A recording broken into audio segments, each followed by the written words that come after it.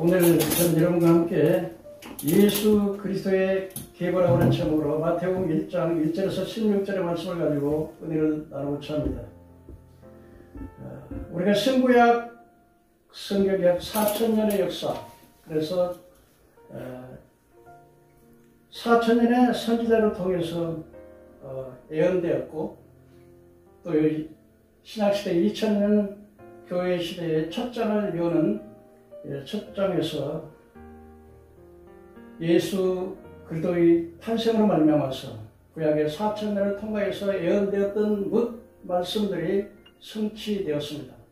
그리고 따라서 이 예수 그리스도에 대한 예언이 이제 마지막 십자가에 죽으시고 부활하신 것까지, 또 성령님이 임하신 것까지 우리가 성취되었지만, 앞으로 재림 예수님께서 다시 오실 예수님이 앞으로 성취될 그런 예언인 것입니다. 오늘 특별히 예수님께서 구약 4000년의 역사를 통해서 예언된 예수 그리스도가 오늘 마태복음 1장에서 예수 그리스도의 탄생으로 말미암아서 성취되어 있는 것입니다. 그러면 예수 그리스도께서 이 땅에 오실 때 마태복음 1장 1절에 보니까 아브라함과 다윗의 자손 예수 그리스도의 계보라, 그렇게 말씀을 하심으로 말미암아서 예수 그리스도의 계보, 예수 그리스도 다윗의 자손 예수 그리스도의 계수를 시작해서 말씀해 보면 낳고 누가 누구를 낳고 누가 누구를 낳고라고 하는 말씀이 계속 되는 것을 볼 수 있습니다. 우리는 이 하나님의 말씀을 우리가 깨닫고 이해하게 될 때 바로 우리 인간의 지혜를 가지고서 하나님의 말씀을 이해하는 것은 불가능한 것입니다. 오직 성령님께서만. 그래서 디모데후서 3장 16절에 모든 성경은 하나님의 감동으로 된 것으로, 성령님의 감동으로 된 것이고, 또 하나님께서 이것을 우리에게 보이셨으니 성령으로 아니하고서는 그리를 주라 시인할 자가 없다. 오직 성령 하나님을 통해서만 우리가 하나님의 말씀을 깨달을 수가 있는 것입니다. 그런데 예수님께서 이 족보 가운데 보면 낳고 하다 보니까 우리가 특별하게 관심을 갖지 아니하고 그냥 깊이 생각을 하지 않고 성령님의 인도를 받지 않으면 별로 그냥 무의미에 의해 넘어가는 경우가 굉장히 많습니다. 그러나 우리가 좀 깊이 묵상을 하고 성령님의 인도를 받아서 하나님의 말씀이 또 마태복음 1장에 예수의 계보, 그 족보를 보면 우리에게 많은 것을 주님께서 계시하시고 말씀하고 있다는 사실을 깨닫게 되는 것입니다. 예수님의 선조 가운데, 예수님의 족보 가운데는 아주 자기 조상들의 훌륭한 왕들과 훌륭한 분들이 참 많이 기록된 것을 볼 수가 있습니다. 사람들은 대개 자기 자신들의 가문, 그리고 조상들이 그 중에서 좀 뛰어난 사람이 있다고 그러면 많은 사람들이 자기의 가문을 자랑하고, 우리 가문에서 이러한 분이 나오셨다, 그렇게 자부심을 가지고 말씀도 하고 자랑도 하고 그렇게 하는 것을 많이 볼 수 있습니다. 그런가 하면은 우리 선조 가운데 별로 별 볼 일이 없다 그렇게 생각하면 그 조상들의 그 후손들이 자신들을 부끄럽게 생각하는 경우도 종종 보게 되는 것입니다.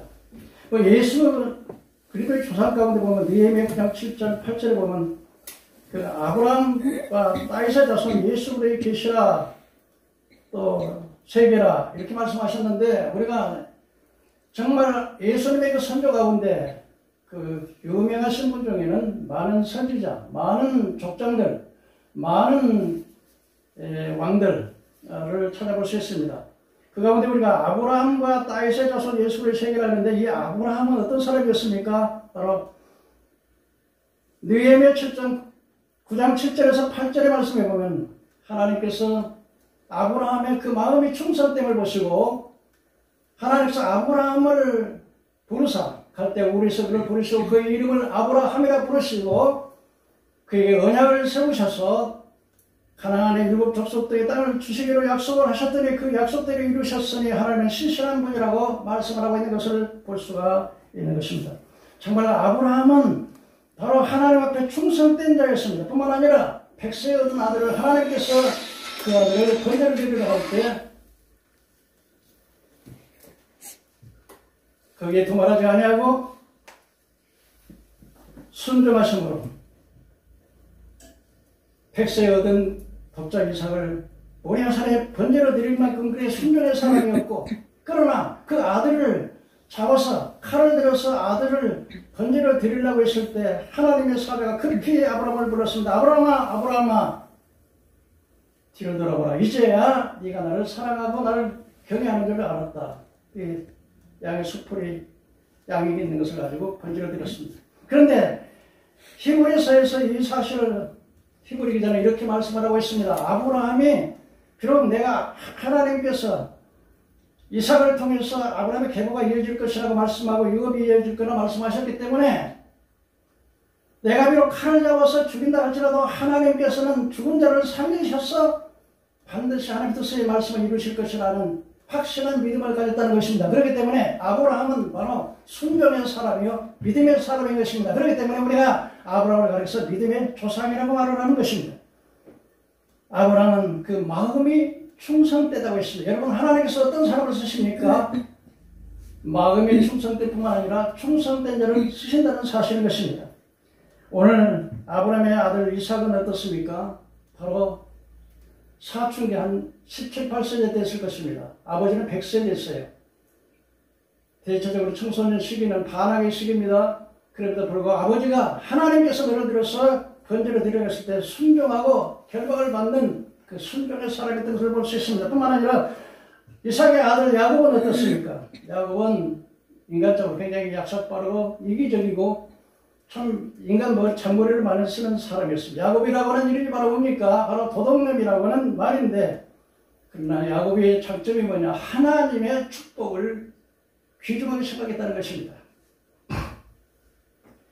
그래서 훗날 이 하나님께서 많은 연단 가운데서 그 야곱의 이름을 이스라엘 하나님과 겨루어서 이겼다고는 이스라엘이라는 거룩한 이름을 가지고 나중에 육적인 사람이 영적인 사람으로 변화되는 것을 볼 수 있습니다. 뿐만 아니라 예수님의 족보 가운데 다윗 왕을 빼놓을 수가 없습니다. 사도행전 13장 13절에 이새의 아들 다윗을 만나니 내 마음에 합한 자라 내 뜻을 다 이루게 하시리라고 말씀을 하셨습니다.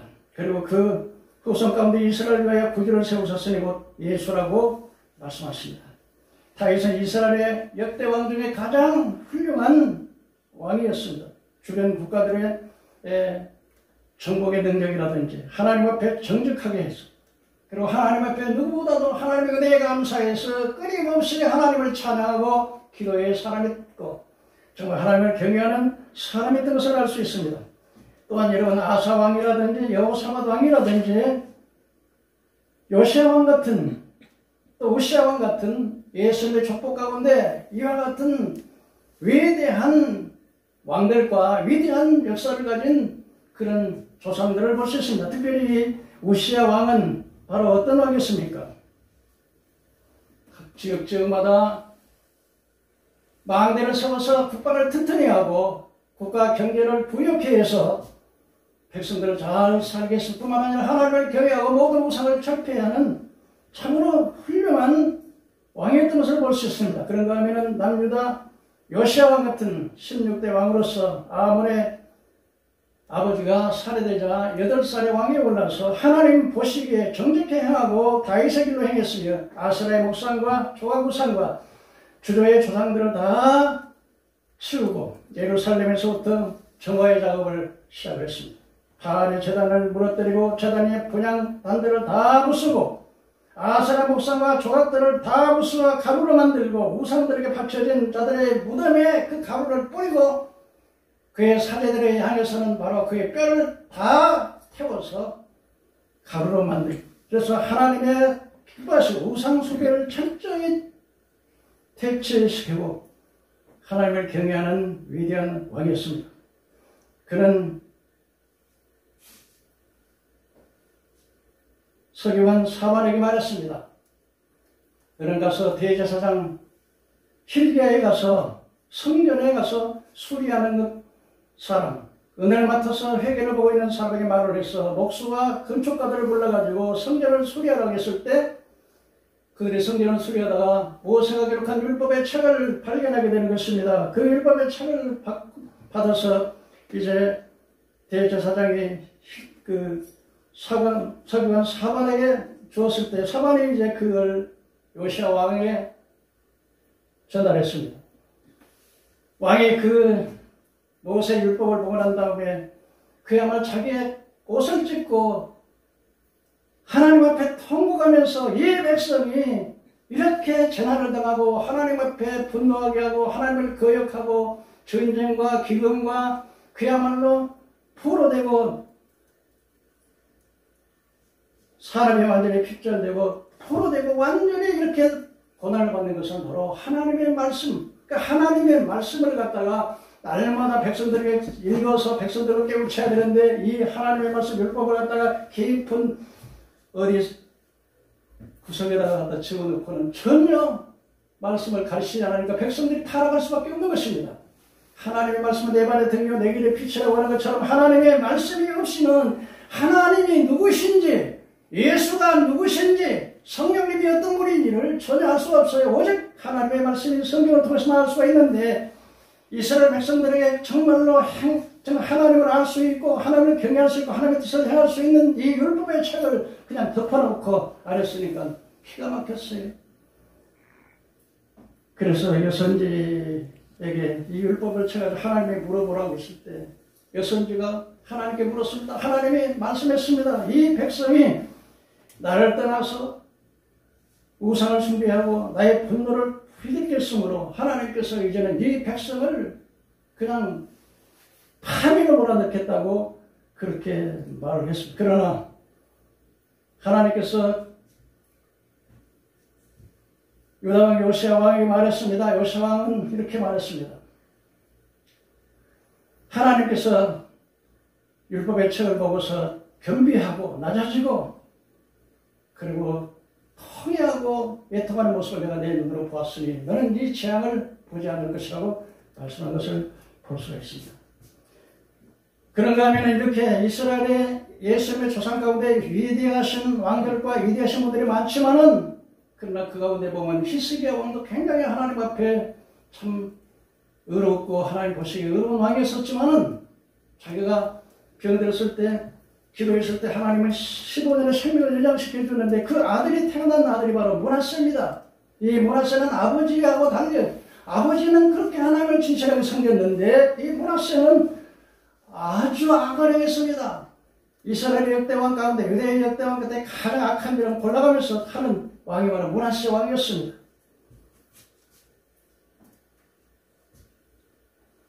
열왕기하 21장 7절에 보면 12세 므낫세가 왕이 되어가지고서는 자기 아버지가 세웠던 모든 하나님의 성결을 다 회파하고 거기에 대신에 우상과 이제는 각종 아세라 목상, 일월성신, 태양신, 달신, 별신 그리고 하나님의 성전 예루살렘 성전 두 마당에다가 그냥 하늘의 일월성신의 절을 만들고 특별히 자기 아들을 불 가운데 지나가게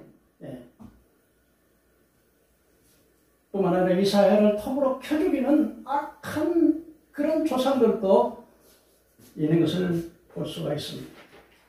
예수님의 조상 가운데 보면은 이방 여자들 그리고 특별히 마태복음 1장 3절에 보면은 유다는 다말에게서 베레스와 세라를 낳고 있는데 이 유다는 바로 어떤 사람이었습니까? 바로 자기 며느리하고 이제 동침을 해서 베레스와 세라를 낳는 그런 그 부정적인 면도 볼 수가 있습니다. 그러나 유다가 어떤 사람이었습니까?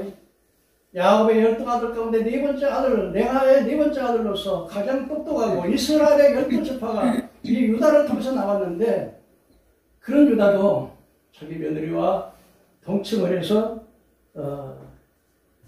베레스와 세라를 낳는 그런 모습도 성경에 기록되어 있다는 것입니다. 뿐만 아니라 살몬 나압에서 보아스를 낳고, 이 기생 나압은 술을 팔고 몸을 팔고 웃음을 파는 그런 여인도 이렇게 기록이 되어 있는 모습을 볼 수가 있습니다. 그렇다면 하나님께서 이와 같은 이 예수님의 족보에 선과 악과 부정과 추함과 더러움이 뒤섞여 있는 이런 것에서 하나님께서 우리에게 주시는 메시지가 무엇일까요? 첫째로 하나님은 정직한 하나님이시라는 것입니다.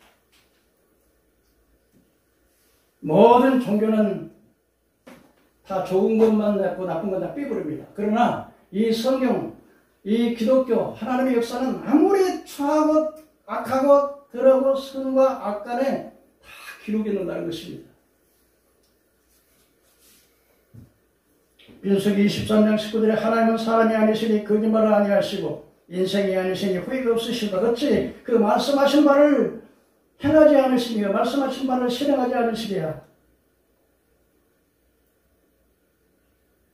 마태복음 1장 3절에 유다는 다말에서 베레스와 세라를 낳고, 이렇게 예수님의 족보에 이렇게 참 추하고 더러운 이런 모습들이 그대로 기록되어 있다는 것입니다.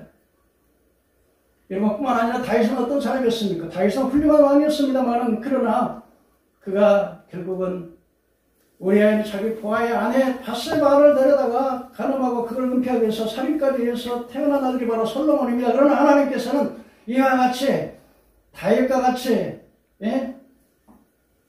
그렇게 성군이었지만은 그러나 그 추한 모습을 숨기지 아니하시고 빼버리지 아니하시고 그대로 기록했다는 것입니다. 이것은 뭘 의미합니까? 바로 하나님의 말씀에는 진실하시며 하나님의 말씀에 거짓이 없다는 것입니다. 우리가 여러분 동정의 탁생을 이성으로 믿어지기가 참 힘듭니다. 어떻게 처녀가 아버지 없이 일을 합니까? 성령으로 잉태했다고 하지만 세상 사람들은 그 이성으로 잘 믿어지지 않잖아요. 홍해가 어떻게 갈라집니까? 어떻게 물이 변해서 포도주가 되겠습니까? 어떻게 죽은 사람이 살아나겠습니까? 다 이성적으로는 잘 믿어지지 않는 이런 사건인데도 불구하고 우리가 이 마태복음에서 하나님이 추하고 악한 것도 거짓없이 진실 그대로 기록한 것을 보면 하나님이 진실하신 사실이며 모든 성경이 전부 진리요 거짓이 없는 참이라고 하는 사실을 오늘 이 마태복음 1장의 족보를 통해서 알 수가 있다는 것입니다. 두 번째로 이 족보를 통해서 교훈은 하나님의 죄인을 용서하시는 사랑의 하나님이시라는 것입니다. 하나님은 어떤 죄인도 회개하면 용서하시고 정죄하지 아니하시는 하나님이신 것입니다. 이사야 1장 18절에 여호와께서 말씀하시되 오라 우리가 서로 변호하라. 너희의 죄가 주홍같이 붉을지라 눈같이 질 것이며 너희 죄가 진홍같이 붉을지라 양털같이 치게 하라. 즐겨 순종하면 땅의 아름다운 소산을 먹을 것이라. 아무리 진홍같이 아주 그냥 죄가 아무리 빨아도 빠를 수 없도록 진홍같이 붉고 주홍같이 붉을지라도 회개하면 용서해 주겠다. 이게 바로 하나님의 사랑이라는 것입니다. 미가서 7장 19절에 우리를 불쌍히 여기사 우리의 죄악을 발로 박으시며 우리의 모든 죄를 깊은 바다에 던지시리라고 말씀합니다. 요한복음 1장 10절에 우리가 죄를 자백하면 저는 미쁘시고 어려우사 모든 불의에서 우리를 깨끗하게 하실 것이라고 말씀을 하고 있는 것입니다. 에스겔 18장 23절에 우리 주 여호와의 말씀입니다. 내가 어찌 악인을 조금인들 악인이 죽는 것을 기뻐하겠느냐. 에스겔서 33장 10절에 너는 그들에게 말하라. 주 여호와의 말씀이니라. 나의 삶을 두고 맹세하노니 나는 악인이 죽는 것을 기뻐하지 아니하고 악인이 그의 길에서 돌이켜 떠나 사는 것을 기뻐하노라. 이스라엘 족속아 돌이키고 돌이키라. 너희 악한 길에서 떠나라. 너희가 어찌 죽고자 하느냐 하셨다. 여러분 예수님의 족보에 므낫세같이 악한 자도 유다같이 그냥 불결한 사람도 다윗같이 그렇게 불륜한 남의 사랑하는 부하의 아내를 데려다 자기 아내를 잡아가지고 간음하고 살인하고 그런 악한 것들도 하나님의 회개하는 사람, 왜 이런 사람이 예수님의 족보에 기록이 되는가? 바로 하나님은 그런 악인이라도 그런 죄인이라도 어떤 죄인이라도 용서받을 수 있고 용서하시는 사랑의 하나님이라고 하는 사실을 보여주는 것입니다. 누가복음 23장 38절 43절에 예수님이 십자가에 달 때 좌우에 강도가 있었습니다. 왼편 강도가 말했습니다. 예수님, 당신이 나라에 임할 때 나를 기억해 주소서. 그때 예수님께서 내가 오늘 나와 함께 낙원에 있으리라. 여러분 생각해 보세요. 예수님은 그 강도가 살인자요, 가늠자요, 온갖 악행을 다하는 추하고 더러운 죄에 마땅히 심판을 받아서 그야말로 천천히 지옥에서 심판을 받아야 마땅한 그 사람이지만은, 그러나 우리 예수님께서는 나와 함께 오늘 낙원에 있으리라. 아마 이렇게 말할 수도 있지 않겠습니까? 그래? 당신이 그 무슨 명치로 당신이 사람을 죽이고 가늠하고 온갖 추악한 일을 다해서 마땅히 사형당하고 마땅히 지옥의 형벌을 받아 마땅하거든. 무슨 명치로 나에게 낙원에 같이 가겠다고, 나를 낙원에 보내달라고 하겠느냐? 이렇게 말하지 아니하고 오늘 네가 나와 함께 낙원에 있으리라. 누가복음 23장 38절 40절에 달린 행악자 중에 하나는 비방하 이르되 내가 그리스도가 아니냐?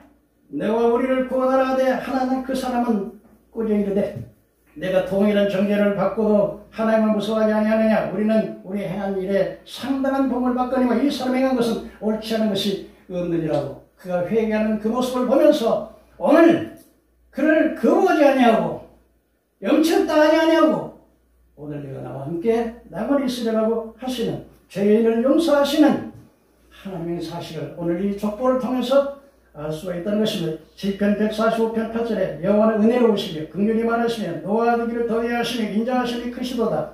여호와께서는 모든 것을 선대하시며 그 지으신 뜻에 긍휼을 베푸시는도라고 말씀합니다. 로마서 3장 10절에 의인은 없나니 한 사람도 없습니다. 모든 사람이 죄를 지었으면 하나님의 영광을 이루지 못합니다. 한 사람은 죄가 세상에 들어오고 죄로 말미암아 사망이 왔나니 그러므로 모든 사람이 죄를 지었으므로 사망이 모든 사람에게 임했느니라.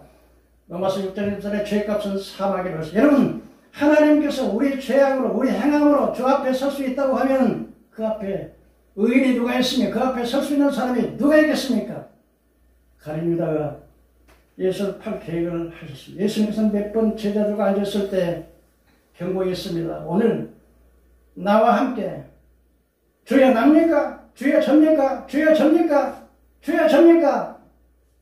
가룟 유다 주여 접니까? 그래, 오늘 이 떡그릇에 손을 넣는 자가 나를 판 자, 자기가 팔면서 그렇게 예수님 말씀하셨어도 양심의 가책을 받지 않으려고 끝까지 예수를 팔았습니다. 마침내 예수를 팔아서 십자가에 자결했을 때 예수님은 그를 정죄하지 않았습니다. 불쌍히 여겼습니다. 유다야, 네가 차라리 나중에 안 했더만 내게 좋을 뻔했다. 긍휼을 베푸시는 주님의 것을 볼 수가 있습니다. 예수님은 세대의 친구가 되셨고 우편강도를 회개했을 때 그를 구원해 주셨고, 한 번은 사람들이 여자를 데려다가 머리채를 휘어잡고 손에 돌멩이를 들고 분노하면서 예수님께 왔습니다. 예수님, 모세 율법에는 가늠하다 붙잡은 돌을 치라 그랬는데요. 어떻게 할까요? 예수님은 말씀 안 하시고 땅에다가 글을 쓰셨습니다. 아마도 그들의 죄악을 기록했는지 모르겠습니다. 사람이 흥분하면 문제가 생기니까 흥분을 좀 가라앉히려고 그랬는지도 모르겠습니다. 저기다가 너희 중에 죄 없는 자가 돌을 치라. 사람들 양심이 있잖아요. 그러니까 모두가 다 나이 먹은 사람을 위해서 청년의 이르기까지 다 돌을 놓고 다 갔습니다. 고개를 들지 못하고 훌쩍훌쩍 눈물을 흘리면서 울고 있는 그 막달라 마리아를 통해서 너를 정죄한 자가 있느냐? 없습니다. 나도 너를 정죄하지 않으니 다시는 죄를 짓지 말라. 이렇게 긍휼을 베풀어 주셨던 하나님의 것입니다. 하나님께서는 우리가 어떤 죄인이라도 회개하면 용서받는데, 나 정말 우리 한국 교회 목사님들 보거든요. 어떻게 성교금을 갖다가 신학교 대학 한다고 해가지고 전부 다 자기 재산 다 하고 자기 이사들 이름으로 다 사놓고는 전혀 가책이 없어. 가책이 없어. 여러분, 예수님을 믿는다고, 예수 믿으면 구원받지만 예수를 믿는다고 그렇게 막 그냥 내 멋대로 살고. 근데 오늘날 큰일이 칼빈주의가 잘못 가르쳐가지고 솔직히 말해서 이게 물론 칼빈주의 뭐 좀 진리라고 좀 믿긴 있습니다만 이걸 잘못 이해해가는 거예요. 궁극적 구원이라 해서 예수만 믿기만 하면 아무렇게 살아도 천국 간다. 아니요. 주여 주여 하는 자만 다 주를 보고 주님 뜻대로 살아야 돼요. 해가 없는 믿음은 그 자체가 죽은 것입니다. 성경에서는 궁극적인 구원도 말씀하시지만은 디모데전서 같은 부분은 말씀에 많은 사람이 미혹의 영을 받아서 떠나가는 믿음을 떠나간다는 것입니다. 히브리서 6장에 뭐 한 번 비침을 받고 하나님의 은사를 맛보고 성령에 참여한 받고 타락한 자는 다시 속자는 자사가 없으니 예수를 그리스도를 두 번 십자가에 못 박는 것이라고 말하고 있습니다. 그렇기 때문에 여러분 천국 가기 그렇게 쉽지가 않아요. 전요 날마다 하나님 앞에 하나님 지금까지 내가 하나라도 지은 죄가 있으면요 그 내가 뭐 고향에서 작정 헌금했던 것까지 다 갚고 하나도 남김없이 다 갚고 하나님 앞에 나설 때 아유 내가 주여 주여 하는 자는 다 주를 보고 주님 뜻대로 행하여 주를 본다 했는데 심판대 앞에 섰습니다. 구원의 확신을 가지고 섰습니다. 구원의 확신 갖는 것도 굉장히 중요합니다. 그러나 잘못된 구원의 확신을 가지고 주님 앞에 선다면 그럼 내가 주의 이름으로 선지자는 그러고 주의 이름으로 귀신도 쫓아내고 주의 이름으로 병을 고치고 내가 주의 이름을 평생 섬기지 않았나이까. 주님 말씀 불법을 행하는 자들아 여기서 떠나가라. 내가 너를 도무지 하지 못하리. 무서운 말씀 아니겠습니까? 하나님 심판대 앞에 섰을 때 나 너 몰라. 그 끝장나는 거 아니겠습니까? 그래서 제가 지금까지 내가 칼빈주의를 하면서 이거 잘못 가르친 게 너무 많구나. 회개하라! 회개 안 해. 복장 터질 일이에요. 큰 교회 목사님들도 참 이게 우리가 이게 물질에 우상 숭배되지 물질 만능주의 되지 우상 숭배였죠. 종교 다원주의 해갖고 예수 외에도 구원이 있다 그러죠. 나는요 예수 외에 구원이 있다는 사람 보면 하지 마. 나 기가 막히게 하냐. 혈압이 올라. 어떻게 예수 외에 구원이 있어? 오직 예수. 세 번째로 여러분 하나님의 구원은 유대인이나 이방인이나 의인이나 죄인이나 남자나 여자나 차별이 없다는 것입니다. 여러분 성경에 기록되는 여인들 중에 보면은요 희생 나하고 웃음을 팔고 술을 팔고 노래를 팔고 몸을 파는 여인도 예수의 족보에 들어갔어요. 그런가 하면은 누시라고 하는 여자 있지 않습니까? 이 누스는 바로 어떻게 해서 누시 태어납니까? 누스는 바로 모압의 여자입니다. 이 모압의 여자는 소돔과 고모라 성에 유황불이 떨어질 때 두 천사가 와가지고 빨리 그냥 도망가라고 했어. 뭐뭐뭐 하니까 두 천사가 두 딸의 손을 잡고 하나는 또 노새의 손을 잡고 소알성에 갔어요. 절대로 뒤를 돌아보지 말라고 했는데 그 노새의 처는 뒤를 돌아보다가 소금기둥이 됐어요. 근데 그 딸들이 이제는 아버지를 생각하면서 지금 전부 다 이방인인데 우리가 이방인을 통해서 이 후손을 남길 수 없으니까 오늘 술을 먹여가지고 오늘은 언니가 들어가서 아버지가 동쳐 내일은 내가 들어가서 그런데 술을 먹여가지고 눕고 일어난 것이 알지 못해가지고 이렇게 태어난 것이 바로 모압과 암몬의 조상이 된 거예요.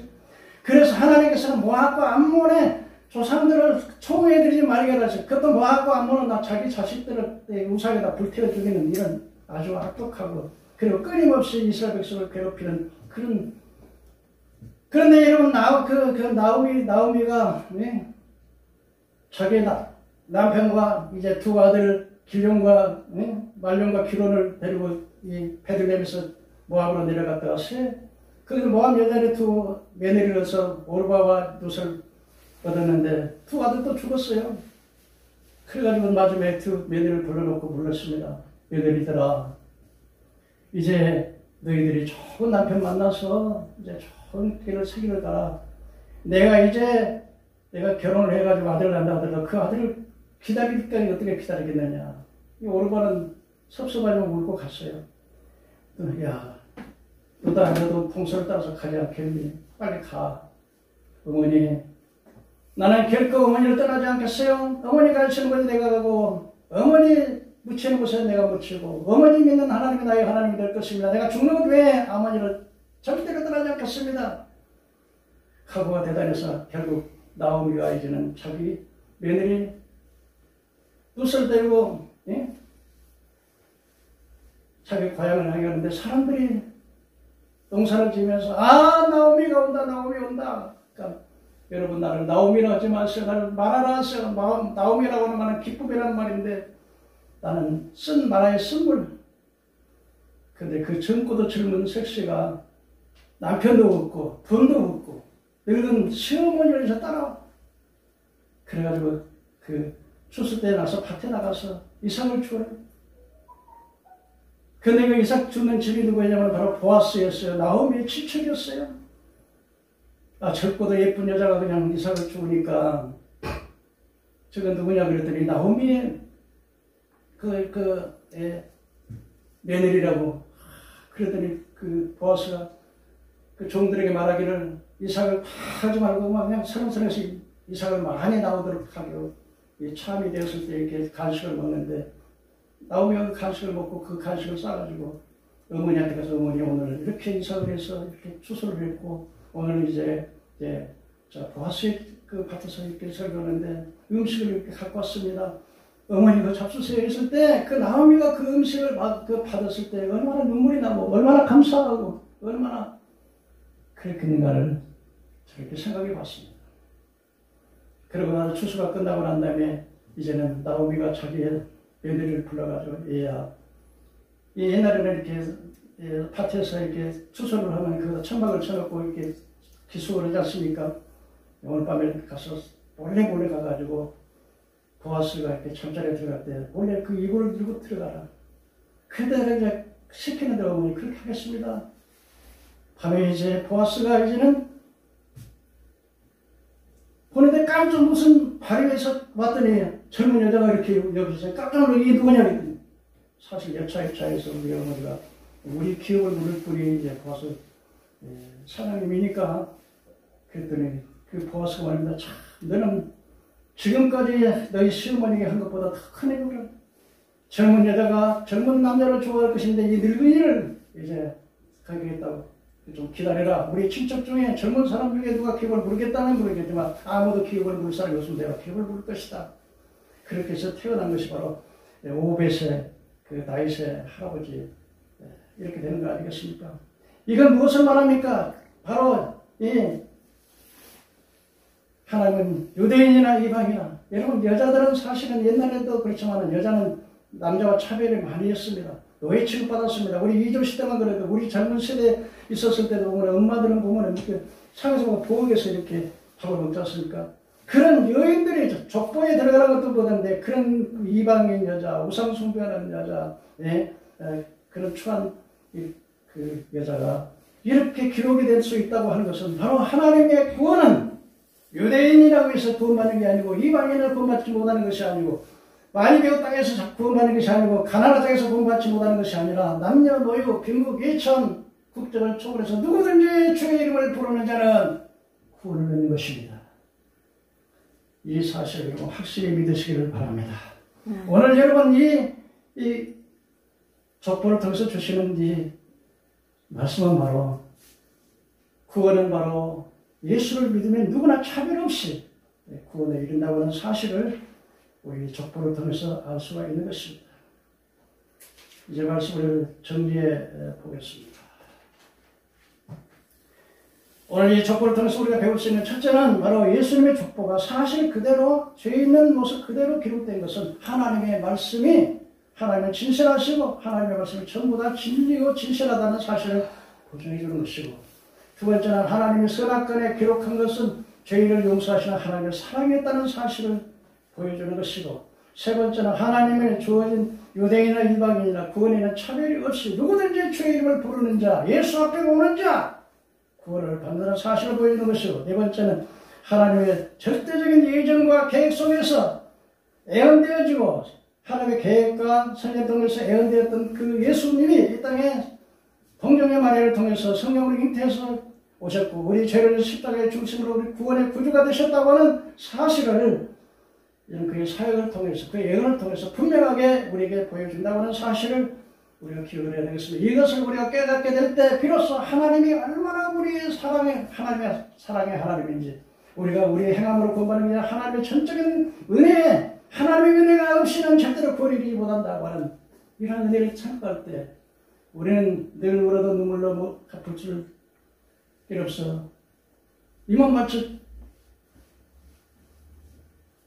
생명 바쳐 주의 일을 하게 되는 것이 아니겠습니까? 오늘 이 말씀을 깊이 깨닫고 여러분 가운데서 이제 이 하나님의 놀라운 사랑을 항상 깨닫고 감사하고 여러분의 삶 속에 하나님의 영광을 위해서 최선을 다하는 저와 여러분 되기를 주의 이름으로 축원합니다. 기도하겠습니다. 하나님 감사합니다.